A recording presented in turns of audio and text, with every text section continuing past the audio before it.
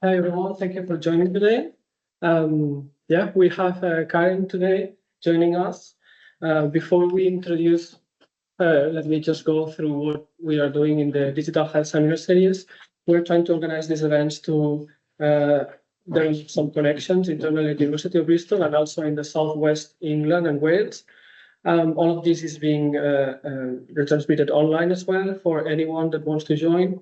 By joining the registering in Ticket Taylor. And people at the University of Bristol is always free to come in person. And we are actually wanting more people in person if people can make it. This event is organized bi-weekly, and the location is changing every 2 weeks. Then keep an eye on the events. Then just some housekeeping.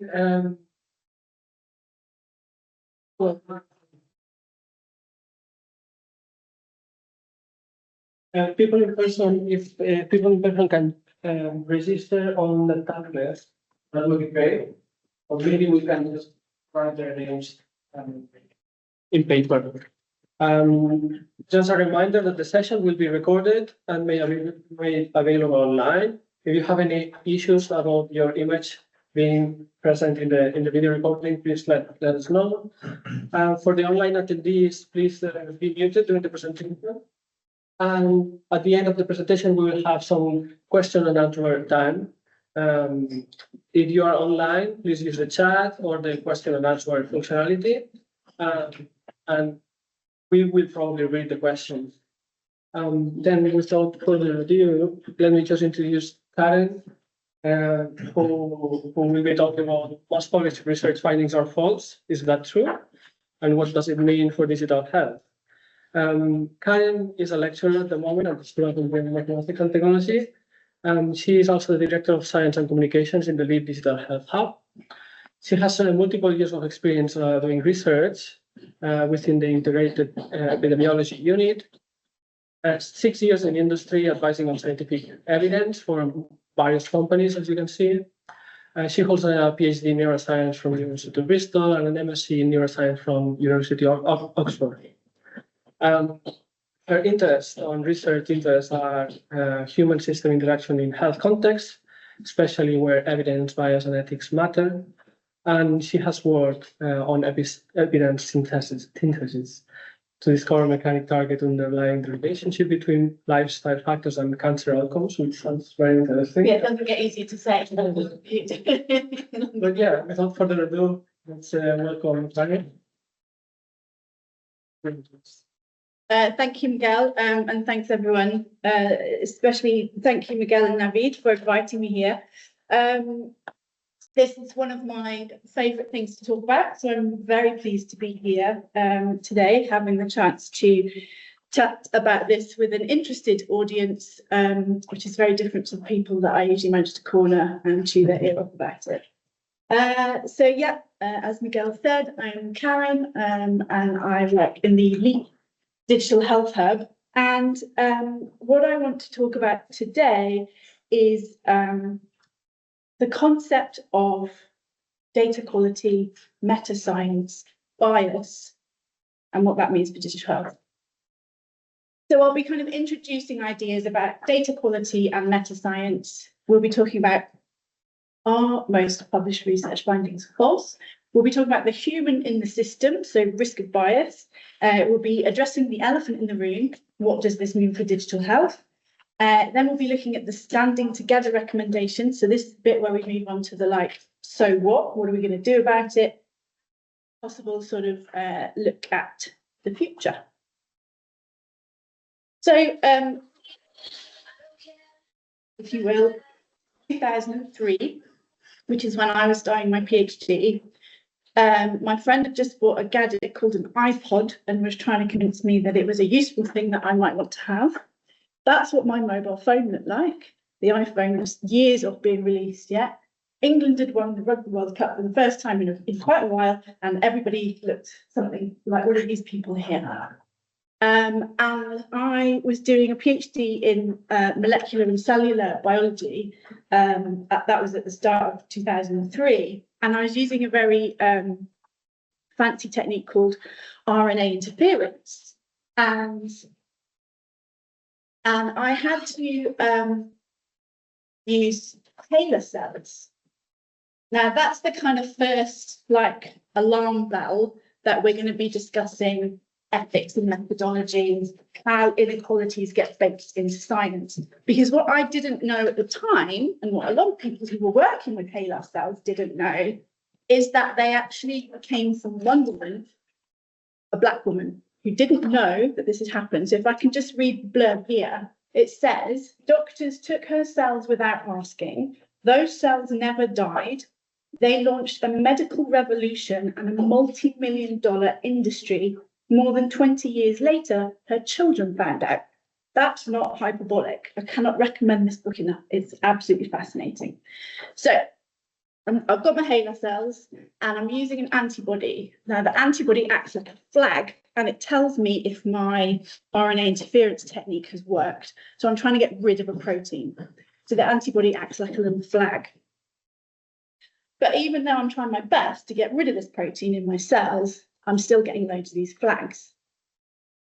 A year later, after like a bunch of validation work and research in tissues that we knew 100% didn't have this protein in, this commercially available antibody was still saying the protein was there. It didn't work. And it costs, like, antibodies are not cheap. They're like £200 for a little vial like this. It did not work. It was not doing what it said. And so this was my first indication that I'd been sort of naively and very blindly just relying on these tools that I'm using without ever thinking, are these the right tools? Am I doing something wrong? Could there be something that is not working? Basically, is it me? Or actually, is it something that we're using? So we're now a couple of years down the line. I'm not doing very well. Nothing's working. None of my experiments are working. And then this paper comes out. Why most published research findings are false. So I'm already not feeling great about science as a career, and then this happens. Now, it sounds really bad. And the argument presented here is that for various reasons, including kind of p-hacking, multiple comparisons, basically also the very nature of medical statistics, at least some research findings will be false. This paper argues it's most. That's obviously very controversial, and there have been plenty of people that have argued that's not quite the case. But there's some of the central tenets are true. Some published research findings are false. If you have small studies, single studies, that's how we know that you need triangulation, right? You cannot rely on a single study. It might end up being shown to not be true. And in fact, most healthcare interventions that are tested in Cochrane reviews, which are the gold standard, and we'll talk a lot more about that later, are found not to actually hold up to scrutiny. It's a Cochrane review. This is Archie Cochrane. We're now going to go way back further than 2003, back to the early 1900s. This is Archie Cochrane. Before he looked like this, he was a very curious, tenacious medical student. He fought in the Spanish Civil War, which he shouldn't have done. He escaped medical school to go and fight in the Spanish Civil War and came back. And he also fought in the Second World War, where he was a prisoner of war. Now, Archie had what he referred to as a sexual dysfunction. This was like the 1930s. Now, what Archie did, because it's the 1930s, took himself to Vienna to chat with Freud, because that's what you do, right? Why not? He actually didn't speak to Freud himself, but he did a huge amount of work with one of Freud's students. Now, what Archie didn't know and couldn't have known at the time was that this sexual dysfunction was not psychological, it was genetic. He actually had a genetic condition, and he spent, aside from establishing kind of the field of evidence-based medicine, in his off time, he did a huge epidemiological study testing hundreds of his relatives for this condition and did some really interesting work, kind of just as a side project, really. And so obviously psychoanalysis wasn't working, but he didn't know why. He couldn't have known why, but he got really frustrated with it. What he got frustrated with was the approach. He felt that they were relying really strongly on intuition. He said of the student that he was working with, he believed strongly in intuition. Well, I couldn't help asking why. What is the evidence for what you're saying? This experience in Vienna with psychoanalysis planted a seed that was sort of this obsession with evidence, this obsession with needing to know, what are we doing when we treat patients? When we recommend a course of action, what's the evidence? And then he came back to medical school from Vienna, and he says, we started a sort of club of individuals who would ask consultants, what was the evidence that their treatment was having any effect? And we found this great fun. There was so little evidence available. Like, he was a bit of a troll, really. They just sort of really enjoyed showing up these sort of grand consultants, how little evidence they actually had for the treatments, sometimes super invasive treatments that they were doing. If we go back to that original paper, if the most published research findings are false paper, as you can see by my very careful annotation here, we've got a lot of Bristol people here. Actually, we've got a lot of my ex-line managers here, Debbie Lawler, George Davey-Smith, Jonathan Stern.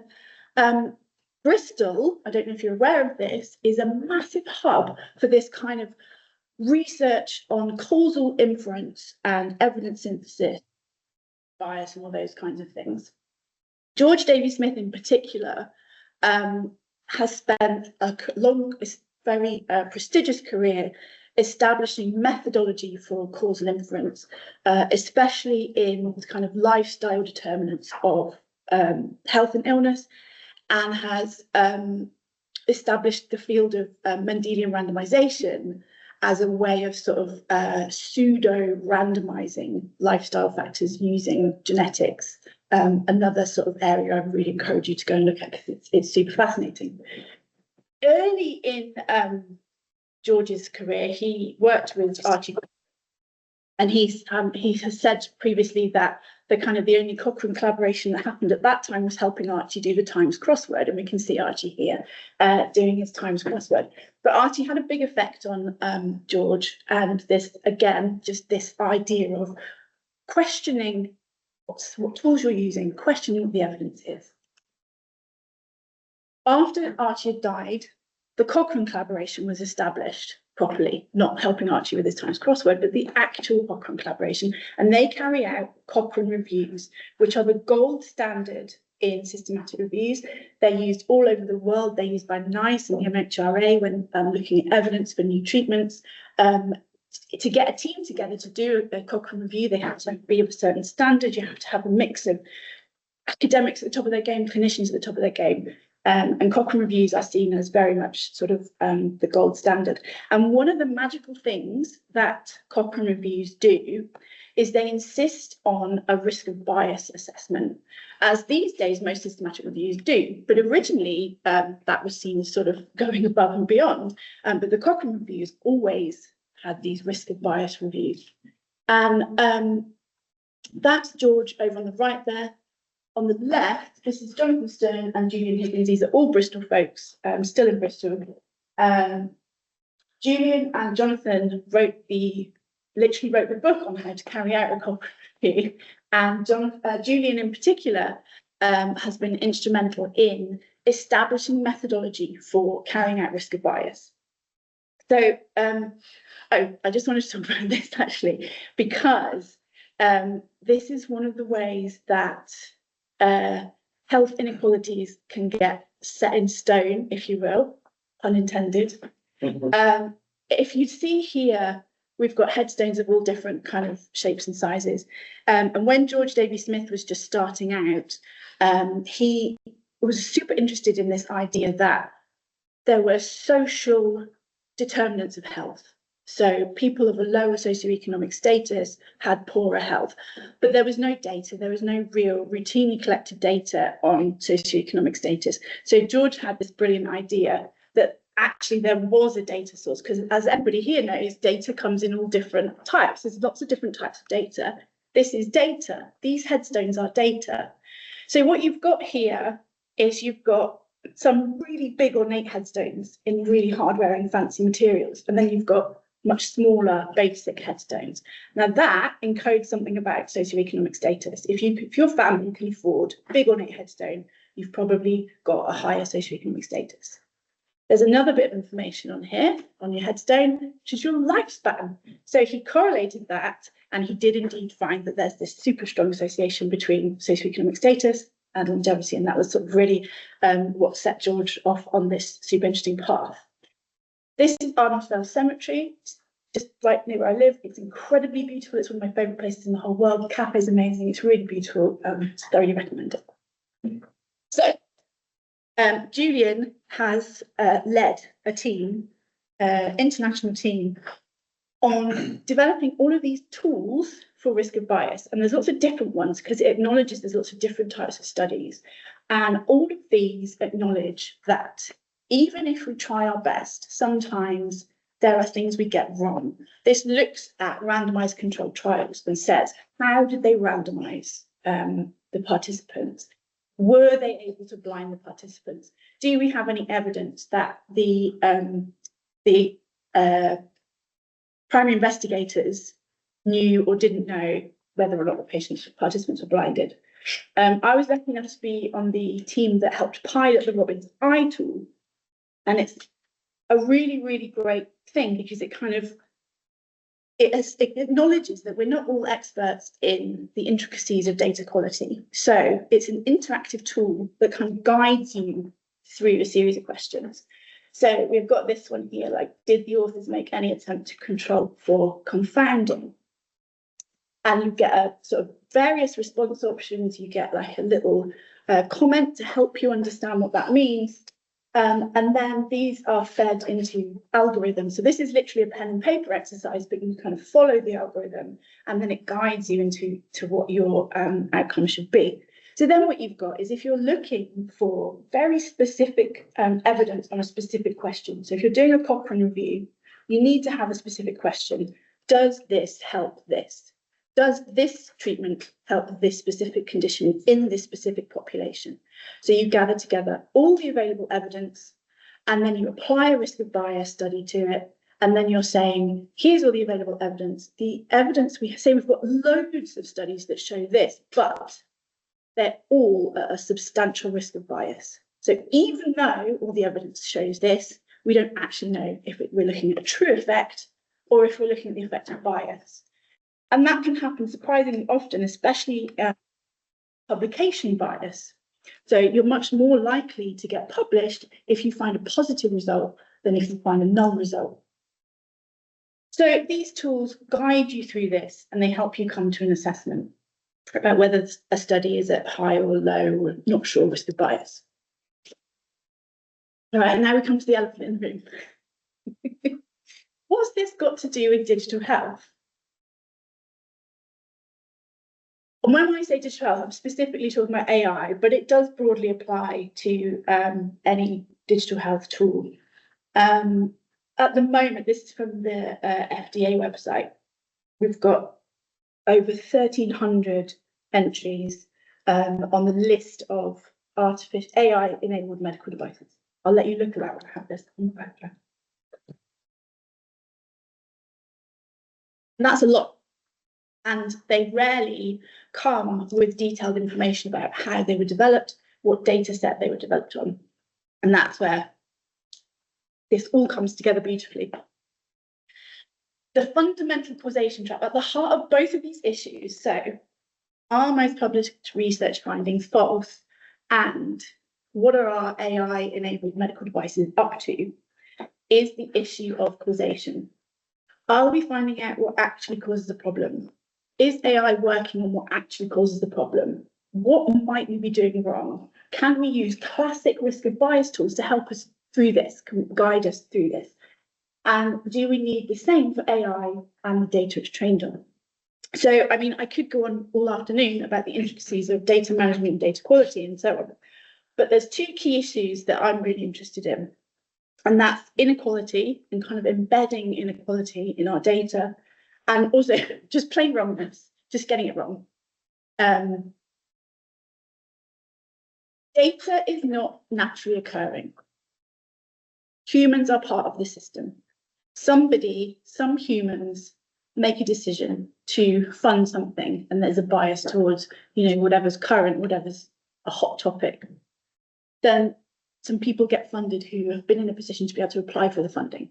They then decide what data they're going to collect. They make decisions about how they're going to collect that data, how they're going to structure that data, how they're going to label that data, maybe how they're going to make groups within that data. AI doesn't create bias, it learns it. It is a mirror, it's a reflection of the data that it is trained on. So if the data contains bias, that will be embedded within the AI. Inequalities get written into the system.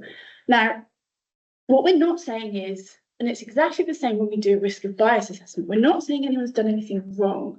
We're saying that these biases are inherent in what we're doing. Whenever we try as humans to collect data and apply some sort of objective measure to it, we are introducing biases. We are doing things that are impacting how we can interpret that data. We're not saying you're doing it wrong, but what we are saying is if we can be aware of it, if we can be transparent, then we can mitigate those risks and we can create fairer systems and maybe fairer data collection systems. A really big problem that I wanted to highlight is imbalanced sample sizes. So this is one of the ways in which inequalities in health in particular, obviously this applies for any data set that AI is trained on, but it is a particular problem in health because we know that there are historical inequalities in health that AI might not only reflect, but as we'll see, might actually amplify. AI and data health, digital health generally, has a huge potential to help address inequalities in health, especially when those inequalities are related to resource distribution or cost, accessibility. Digital health has a huge chance to help address those inequalities. And so it's really important that we really grab that opportunity and don't let it be wasted. So it's quite common that data sets used to train AI models overrepresent the white population relative to the general population. And so what this can lead to is the algorithm underestimates those underrepresented group. Overfitting is a problem. So the algorithm appears to be an incredibly good model for that data that you're training on, but then outside of that data, it doesn't work, it falls apart because it's overfitted to its training data. So to avoid that, it can ignore the predictions from the underrepresented groups and instead approximate mean trends in the larger group. And so there you're getting that inequality encoded into the data. And here's an example of that. So this was a training set of pigmented lesions for melanoma. And they were split into a training set and a smaller testing set. And the algorithm used the training images to categorize these lesions based on their visual features, like their size, their shape, and their color. And the algorithm is super fine-tuned with more training and testing images. And you can see the problem here. There's very few darker-skinned images. So what you're teaching the algorithm is that lighter skin is indicative of a dangerous lesion. But actually, people of colour tend to present with further advanced lesions. And so you're missing a golden opportunity to have an algorithm address that disparity. Missing data is another way in which we can learn from kind of classical epidemiology. Missing data, again, it's one of those things, no one's doing anything wrong, there's nothing we can do about it. Missing data happens. It's a normal part of any sort of data collection. I'm sure everyone here is aware of that. But where it becomes an issue is when it is missing not at random. So you can have structural reasons for missing this. So, for example, patients with lower socioeconomic status receive fewer diagnostic tests. it is, especially in America as well, there is a tendency for people of low socioeconomic status or maybe unhoused people to seek help from different health providers. So if your training set has come from one hospital, what looks like missing data is actually a reflection of that person moving around, maybe going to free clinics when they're available. So then your missingness carries over into the AI tools. You're training them that the missingness is, there's something about that distinct group of people that makes them more likely to have missingness. There's a couple of ways that people deal with missing data. One is that you can remove patients. So what you're at risk of doing there is removing a subset of patients that are actually defined by their socioeconomic status and not by their missingness. Or data imputation, where data values are filled in by using patients of similar values. All right, my favourite bit. The other problem, which comes from epidemiology, and George Davey Smith has done a huge amount of really good work on this, is confounders. So a confounder is something where both the exposure and the outcome are caused by some unaccounted for variable. What confounding is not is a spurious correlation. So I'm sure everyone here is familiar with spurious correlations. I like talking about, probably because I'm from like the Dorset coast, I like any of these spurious correlations that are to do with pirate attacks. And so this is a very, very solid correlation, near perfect correlation, very high p-value of pirate attacks globally and gasoline pumped in Switzerland. That is a spurious correlation. They have nothing to do with each other. That's not what confounding is. Confounding is when the variable is causally related to both the exposure and the outcome. I always found it quite a difficult concept to get my head around. And I find this analogy really helps because it's something that we're so familiar with. It's difficult to think about in medicine because often we don't know what causes anything. So I find this sort of is a much more concrete example. All right, so here we've got a similar, this is a very solid correlation. This is going to have a super high p-value, near perfect correlation. The more X happens, the more Y happens. If one of these is something bad, then we probably want to stop doing whatever the other thing is. Seems really bad. This is not a spurious correlation. These things are genuinely related. And if you were to measure these variables anywhere in the world, you would get the same result. But what they are is cost of fire damage and number of firefighters who attend to the scene. The size of the fire is causally related to both of those variables. The size of the fire causes an increased cost in fire damage and it causes an increased number of firefighters. You can imagine an AI model looking at that and seeing a spurious causal relationship. So that is what confounding is. Now, we're lucky in this example, we understand fire, we understand the role of firefighters, and we understand what happens when there's a fire and there's insurance damage and all the rest of it. Often in medicine, we've got no idea what those confounders might be. Maybe it's something we've measured, but maybe it's not. So we have to be very, very cautious about these confounding relationships. One of the ways we can do that is we can constrain the model to only look for biologically plausible relationships.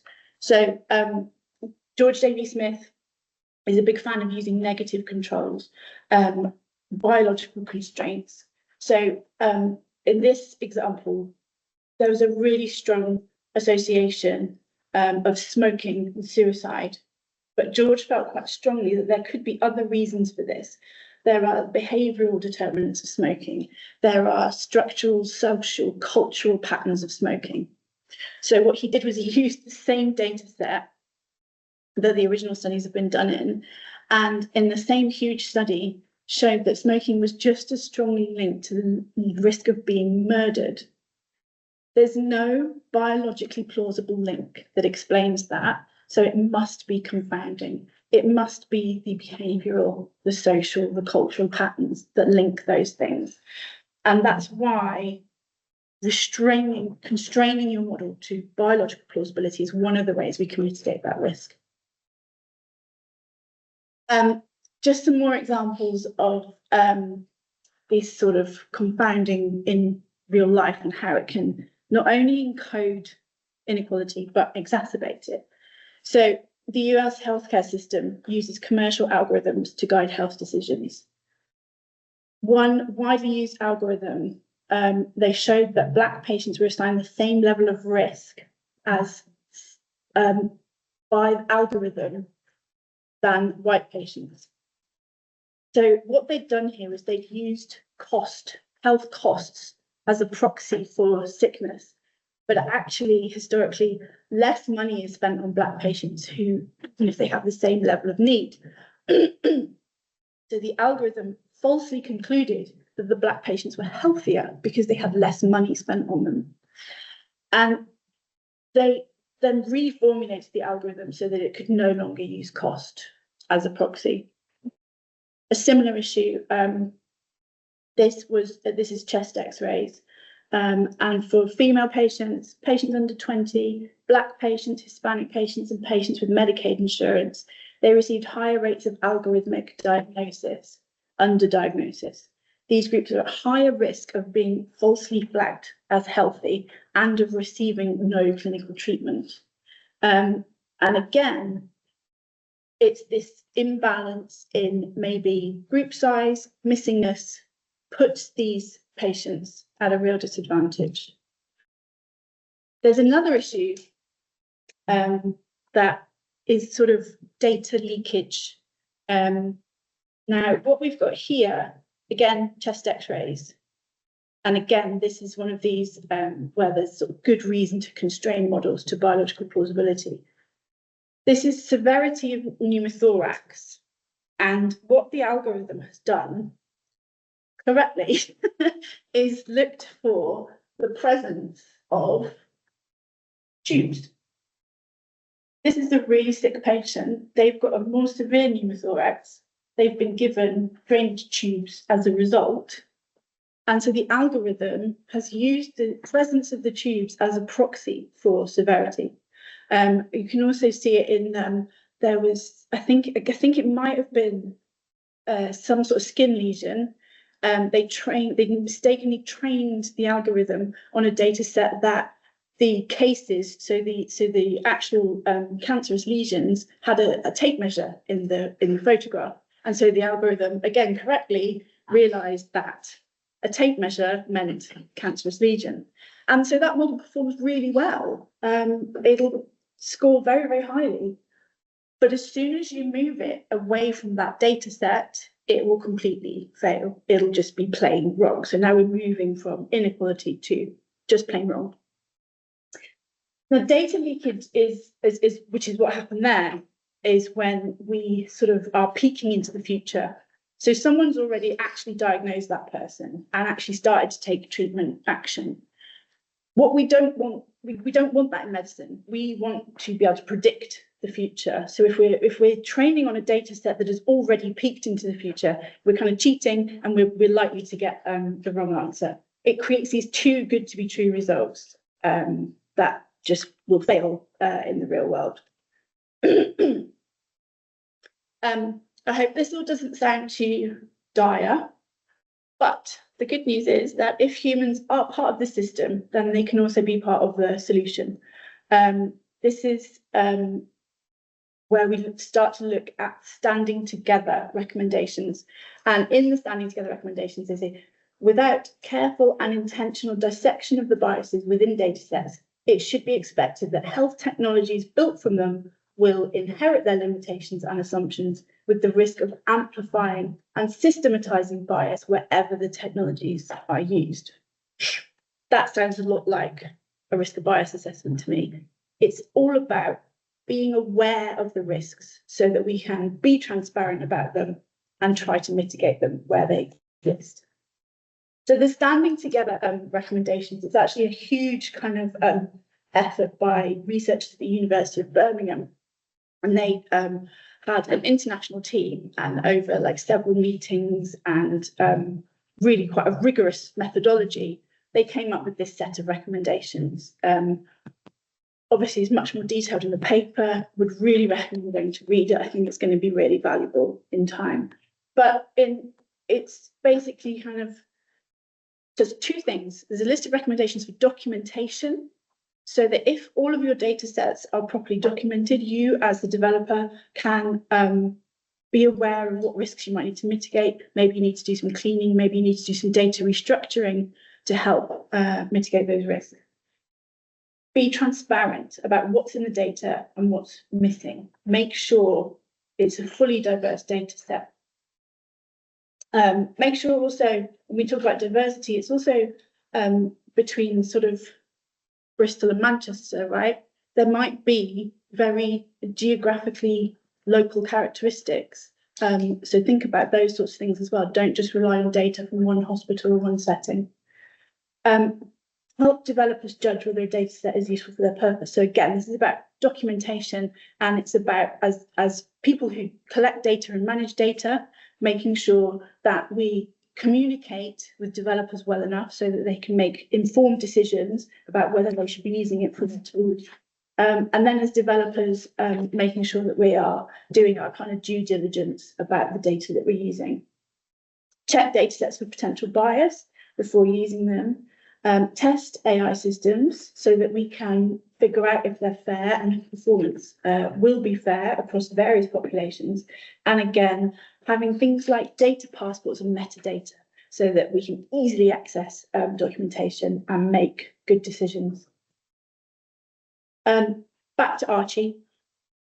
How can we have a rational health service if we don't know which of the things being done in it are useful and which are useless or possibly even harmful?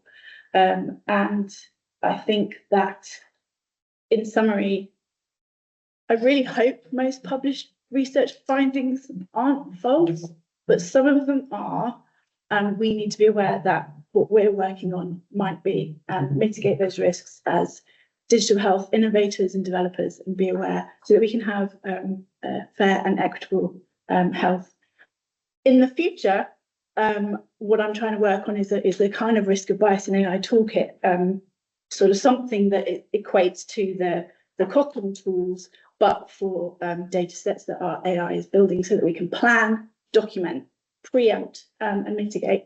And if anyone is interested in collaborating on something like that, please do get in touch. That's my email, and that is a QR code to my LinkedIn. Thank you very much for listening. Thanks for having me.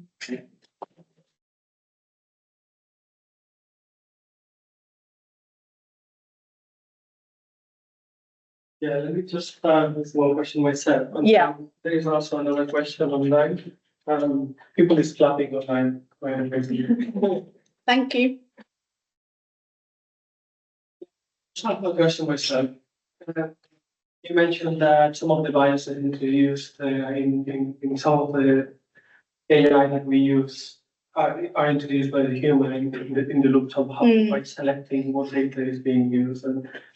But it seems that we are going into a direction in which we are actually using all the data that is available blindly. For example, large language models and general AI. It's like, it doesn't look like we are selecting the sources. At least we don't. Some big companies just do that, no? But it seems that it's going into the direction of, let's train with as much data as we have available, and then later we will fine tune that particular analysis. Yeah, I don't know if it's a question, but no, I agree. I agree. I think this is where when we talk about large language models in particular, we're in a situation where it's sort of more urgent in a way than when we used to do traditional epidemiology and think about these types of issues. I think large language models in particular, the more data you give them, the more likely they are to hallucinate, which seems counterintuitive. But if they have all the data, they'll try and include it all. And then that's when you get hallucinations. And obviously in health, that's really bad. So I think we're going to see more of this sort of growing field of people doing basic research on what's already out there. In America particularly, they seem to be really forging ahead with allowing health records to be uploaded to large language models. I'll be interested to see how that plays out. Yeah. Yeah, and then the main idea of that is for the model to be able to learn some kind of what are the features necessary to understand, but then later fine tuning with a specific data set. That maybe the specific data set is not biased because it's very well designed. The problem is that the original model that has been trained with everything, it has maybe already incorporated some of those biases that we are not aware. Yeah, and I think that probably there's a lot of epidemiologists who are really terrified of that. Yeah, because we know that that there are pitfalls in big data, and we love big data, but you do have to be careful. You do have to be really vigilant, and you do have to do these sort of checks and balances. Yeah. Okay, thank you. And there was a question online. I will read it to you. Yes. Can I see it? Or maybe you can check it, but I will read it aloud as well. And does our current model's performance depend primarily on the volume of the data, or is it a result of how we split the training and validation, as you said? Specifically, how are we ensuring that the model isn't just memorizing spurious correlations, like the pirate attacks, rather than learning actual accounts? Yeah, unfortunately, I think that does depend a lot on actually going back to the data and looking at the data, because the models, again, the models aren't doing anything wrong. It is at this point, it's really you can think of them like children, they're dependent on what you feed them, what you teach them, what you give them. So it's about going back to the data and doing everything you can. I think the standing together guidelines have detailed recommendations. The standing together recommendations are they're a huge piece of work, and I've reduced them to one slide. So if you genuinely are interested in how you can actively apply it, I would really recommend going and looking at them. Mm-hmm.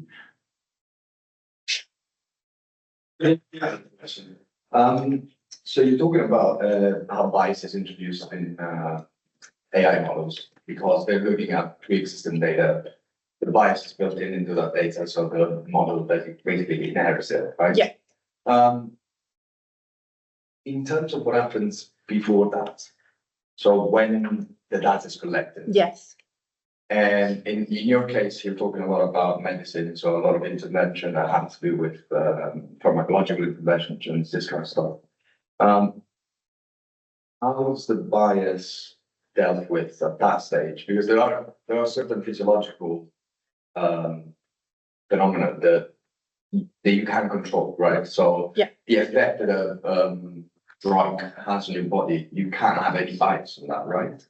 Or can it? That's kind of the question. I don't know if No, I think I understand what you're saying. So with the drug analogy, you're right, but we can't control what the drug is doing, but we are never in a position to witness directly what the drug is doing. We are always choosing to measure some proxy for what the drug is doing, whether that is a blood test or something. We're never, primary witnesses to the activities of that drug.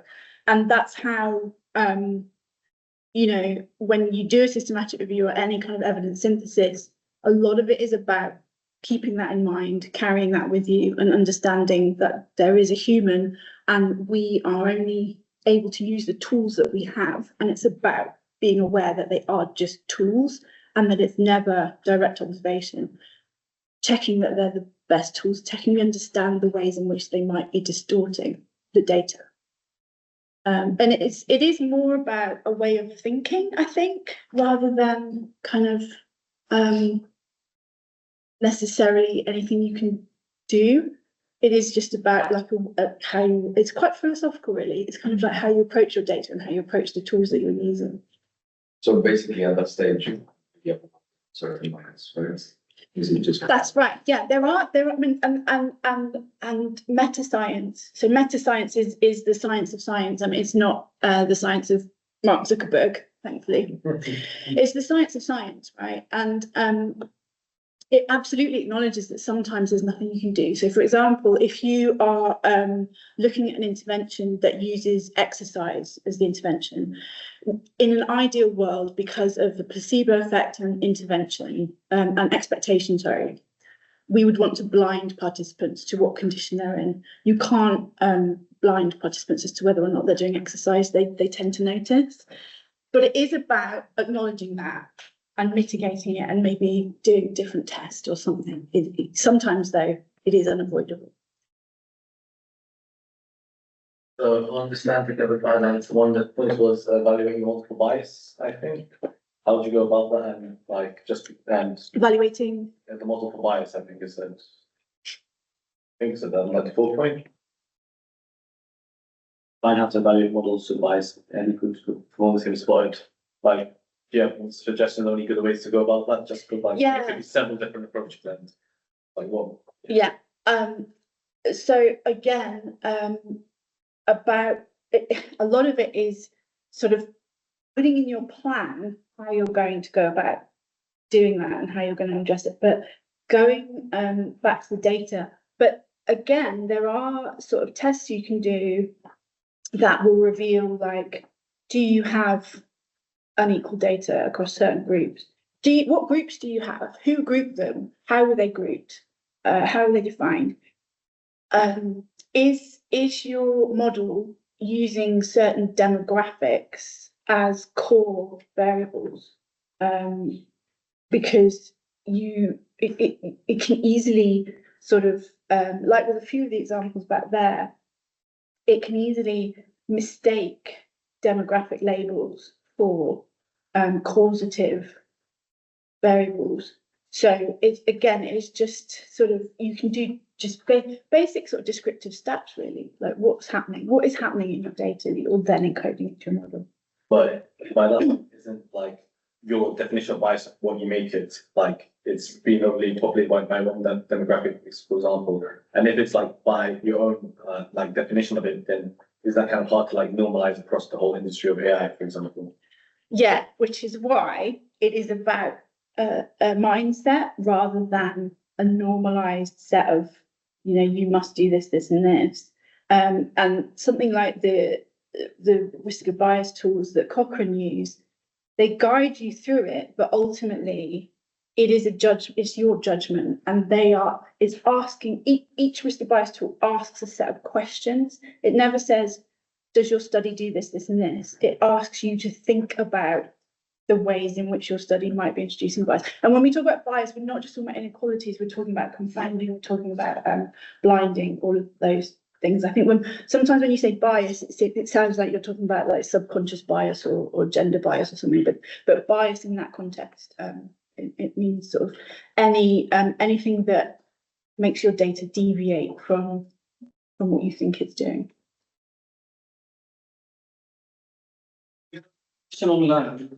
On the example that you gave on the Swiss gas price and the higher attack, a person online is saying that we may not be able to consider that as a spurious either, no? It doesn't seem like that's spurious. Are there any better ways to navigate this type of relationships? I don't know what the person has. But yeah, it's probably that you think there's no one doesn't cause the other. But maybe it does. Yeah, I don't know. No, well, that's fair. That's fair. But so then find the mechanism. But that's like I've worked previously on looking at mechanistic targets for specifically lifestyle factors and cancer outcomes. And it's one of those things where it's not possible to do a randomized controlled trial. Say it's like milk consumption, because you'd have to have one group of people that never had milk, and you'd have to feed another group of people milk, and you'd have to do it over the course of a lifetime, right? So in that situation, the evidence is weak. So that there might be a really strong correlation between milk consumption and prostate cancer, for example.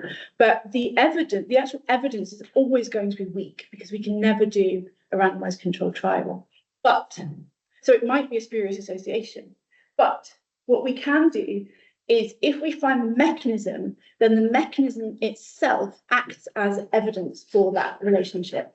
And so that's kind of what a little bit of Mendelian randomization does, but that's what we tried to do. So we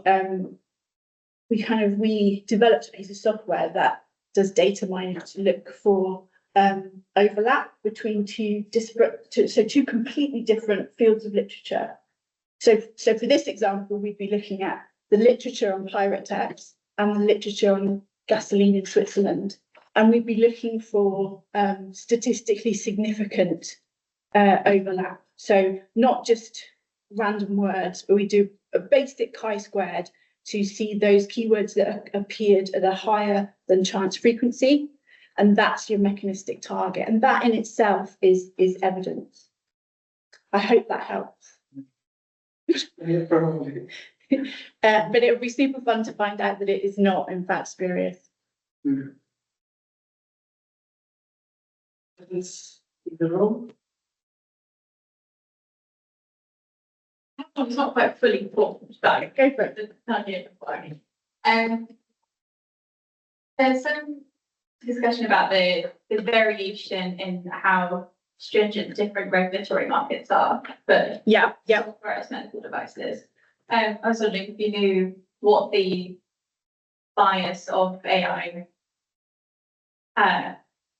decision making, like what the logic is to going into the decision making in those different markets, and whether that, how that is in the UK, and whether that is in conflict with trying to increase innovation and route to market for. Oh, it's like I planted you, because actually there's a really good podcast on this from the Leap Digital Health Hub, where we chat with Dr. Paul Jewell, he's an expert in software as a medical device regulation, and he talks about how regulation might be changing and what that means specifically for large language models and AI-driven devices in the UK, but also he like compares it to the situation in the rest of the world. He's also a clinical safety officer. And I feel like someone like me, who's sort of a real data nerd and obsessed with evidence, and someone like him, who's a clinical safety officer, we are definitely erring on the side of being extra cautious. And, you know, these regulations, unfortunately, are written in blood, and they exist because something once upon a time went wrong. And so I'm very anxious about, as much as that, I'm also, you know, on the side of health tech, and I'm also a huge fan of AI and digital health generally. I'm super into innovation, and I don't want innovation to be squashed, but I am super anxious about letting it run riot. Yeah. Like to add something as well, because I used to run a medical startup and I used to do regulatory, so I'm familiar very much with the regulatory thing. And the way on the regulatory is like, I mean, they do something very similar like medical doctors in the hospital. And basically anything that they oblige has to do with risk. So, you know, so a doctor in a hospital, if you're gonna die 100%, they will take way more risks to try to save your life, because they know if they're not gonna take an intervention, you're gonna die anyway. Right? So basically like, so the kind of control that's applying is very much in line with it. What will happen to you anyway? And if you're gonna die anyway, we can have more risk to try to save you than when we could, when you maybe just slightly in there, you know, because now the intervention may make you way worse off than you were if it hadn't been to be, basically, right? And so this, the regulatory always associated the risk of the impact.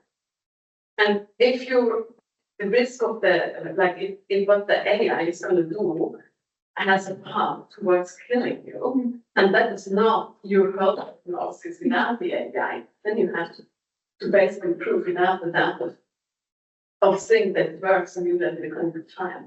And then you're not going to look at the data set basically, but in the clinical trial then we go hopefully through like somebody who looks into the times to trial, or because you in a clinical trial you have to argue like the way you selected your population actually is a fair representation of what you use the device, so that you can't miss out like certain backgrounds, right? And then the trial usually is done with a blind group, and a group that has the device and they don't know if they have or not, right? And so that you really can see the evidence that comes out. But I think like it is actually like they all know how to create evidence and it's doable. I think we're just not used to do it in technology usually because we may not risk people's life, maybe risk people's life. I think we have kind of like these methods we have.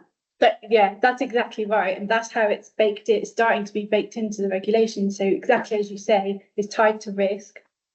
the classification of medical device that you get given if you have waded into medical device territory is based on risk given its intended use, and the evidence that you then have to provide, because it does acknowledge that clinical trials, like you say, exactly like you say, might not be possible. So the evidence you have to provide is stratified by risk. So if it's high risk, you have a higher burden of evidence. And if it's less risky, I think you don't need a trial, basically, randomized control trial. It's much more, they'll be much more accepting of real world evidence because it's considered generally software to consider lower risk. It's actually interesting when you watch doctors go about it, right? Because you can't, when you first come to this, go like, oh my God, the person could die, it's scary, right? And doctors can, because I do this every day, like they literally have to every day decide, and sometimes under extreme stress, do I intervene, do I not intervene? With very little evidence or like no time to kind of really get all the answers that the man would love to have, right? But just there's just no time with the actor, you don't, right? And they're just so comfortable doing this. And then I saw our doctor arguing through, like sometimes when we would go, oh my God, they go like, well, no, it's just every day, it's fine, there's no problem, not that it's just normal. They're already in the situation. Right, you're not going to make it worse, basically. And that's really interesting to see how someone who's like basically being trained to risk-based assess their action. And then and maybe that's something that should come into this as well, and we get more trained on being risk-based. So, funnily enough, and I could talk about Archie Cochrane all day. He actually was an expert in triaging from being in the war, right? And exactly like you said, he became so good at being like, well, who's going to die anyway?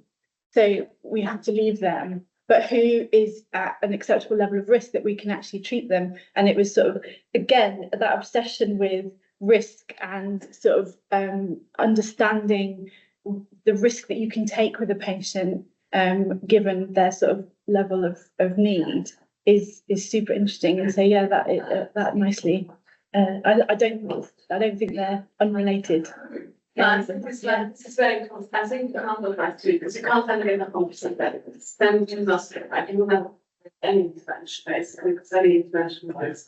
Let me just ask one from the online audience, and probably we will wrap up. Someone mentioned that nowadays machine learning is used in a continuous way, like training again with a new data set and again and again, like in an iterative process, isn't it? And then it usually overfits the latest data set.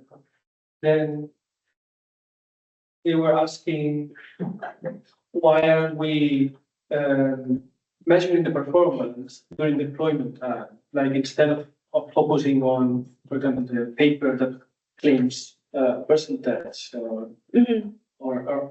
any machine learning method that claims a specific performance once it's deployed. Why don't we use that in order to validate? Yeah, I completely agree. Yeah, and I think that's one of the standing together recommendations, because just like if you release a drug, you have a level of post-market surveillance, right, where you are constantly iteratively checking, and you have a legal duty to do that. And so I would imagine that eventually that'll be the same. Okay. Right. Thanks. Yeah, let's finish here. Thank you. Thanks, everyone.